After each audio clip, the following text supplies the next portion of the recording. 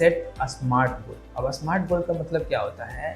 S का मतलब set a specific goal, यानी कि आपका जो गोल है, अगर मान लो आज से 5 साल बाद आपको घर लेना है, तो घर बिल्कुल स्पेसिफिक होना चाहिए कि मुझे फ्लैट लेना है, घर लेना है, या फिर अलग तरीके कुछ सिचुएशन बना रहे हो। घर भी लेना है तो कहाँ लेना है?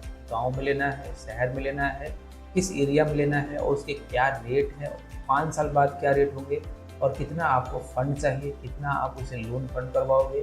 ये सारी चीज़ें बिल्कुल एक सेट तरीके से स्पेसिफाई होनी चाहिए, जो कि आपके करंट सिचुएशन के हिसाब से सूट करे। जो एम का मतलब होता है मिजरेबल। अब जो भी गोल आप सेट करोगे, ऐसा ना हो कि वो हाईली अनएक्सपेक्टेड हो। हाईली अनएक्सपेक्टेड का मतलब क्या है कि आपकी अर्निंग 40-50 के पर मंथ है और आप सपने जो है वो देख रहे हो 2-2.5 लाख 4 लाख, जो उस गोल को पूरा कर सको। अब इस तरीके का गोल आपको नहीं रखना है, क्योंकि जितना मेजरेबल आप गोल रखोगे उतना ही हाईली चांसेस रहेगा कि उसे जब अचीव करोगे आपको खुशी मिलेगी, और अनमेजरेबल रखोगे तो जब अचीव नहीं होगा आपके सपने टूट जाएंगे और आपने जो प्लानिंग किया था पिछले 4-5 साल वो वेस्ट ऑफ टाइम लगेगा। इसी में जो ए का मतलब आता है अचीवेबल, यानी कि ऐसे गोल सेट करने हैं जो कि अचीव हो सके। ऐसे गोल रखो जो कि आपकी फाइनेंशियल अभी करंट सिचुएशन है, उस सिचुएशन से आप उस गोल को मीट कर पाओ, ना कि आप ऐसा अनएक्सपेक्टेड हाईली गोल रख लो कि आप अभी इतना अर्न करने लगोगे फिर ये गोल पूरा हो जाएगा। वैसा नहीं,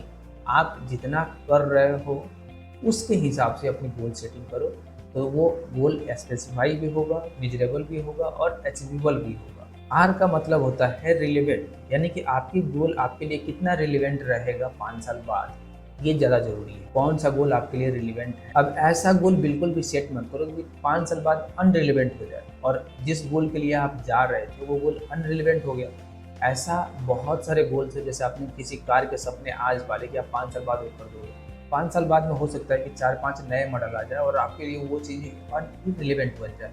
और जब भी इररिलेवेंट कोई चीज़ें बन जाती है तो आपको एक ठेस पहुँचेगा कि आपने ये क्या किया। तो इसीलिए जो भी गोल आप सेट कर रहे हो वो रिलेवेंट होना चाहिए।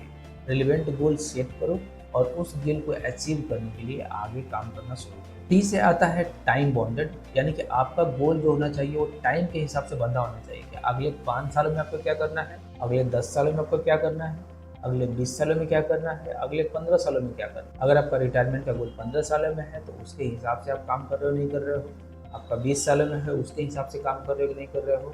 शादी अगले 5 सालों में करोगे तो उस हिसाब से जो गोल है वो टाइम बाउंडेड आप सेट करो, जिससे क्या होगा कि आपको ऐसा बिल्कुल भी नहीं फील होगा कि आने वाले 5 सालों में आप कुछ और कर रहे हो या किसी और गोल की तरफ देख रहे हो। और जब टाइम बाउंडेड गोल होगा, अगर बिना टाइम बाउंडेड कोई गोल लेके चलते हो कि चलो जब देखा जाएगा तब रिटायर हो जाएंगे, जब देखा जाएगा तब घर ले लेंगे, तो क्या होगा कि एक कोई टाइम बॉन्ड नहीं है, उस बॉन्ड के हिसाब से नहीं जा रहे हो कि आपको इतने टाइम पे घर लेना है, इतने टाइम पे शादी करना है और ये इतने टाइम पे रिटायर होना है।